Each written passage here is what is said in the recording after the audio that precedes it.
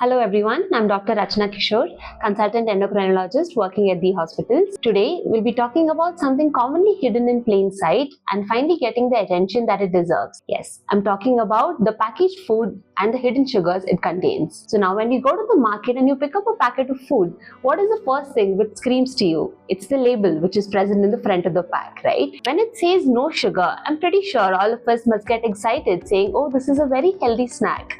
But no, it's not always what meets the eye. When you talk about glucose, it hides in a lot of various disguises.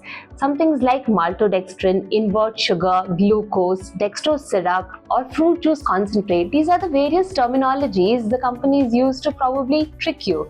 So all of this is nothing but table sugar. Your body just processes it in the similar way like it processes table sugar. When you see some label like low fat or diet food, what happens is usually they get added with starch or a little bit of sugar to make it more palatable. So please don't get food only by the label which is present in the front of the pack. The second very important thing is low sugar does not always mean low glycemic index. We have spoken about glycemic index and glycemic load in the previous video. So what happens is even if the sugar, the amount, the quantity is low, the presence of refined flour like something like maida, tapioca starch or white rice flour, all of this get metabolized very easily in the body into simple sugars. So just the presence of low sugar does not mean low glycemic index again. Let me give you an example of baked food.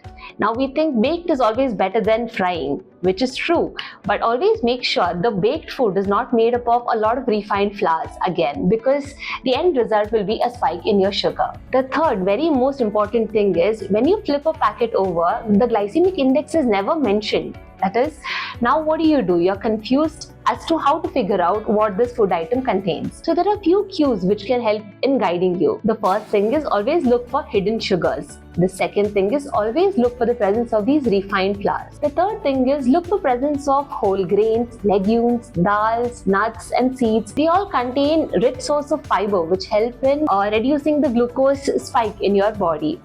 The fourth very important thing which we tend to miss is the texture of the grain. So if it says ready to eat or instant mixes, it's a big no. If the texture of the grain is very smooth, or let me give you an example of a puff grain. What happens in a puff grain is that it's very light, it's very airy. You tend to eat more because it gives you a less feeling of satiety. But puffing up a grain breaks up the structure of the grain, so the starch gets very easily digestible and quickly absorbed into your body. So the next time you're picking up a pack, always remember the healthiest choice is not the one which screams the loudest to you. Always pick up a pack, flip it over, read the ingredients, read the nutrition, and then make some smart choices. If you have any more diabetic related doubts and queries, please don't hesitate to visit us at the hospitals or contact us at the above given number. Thank you.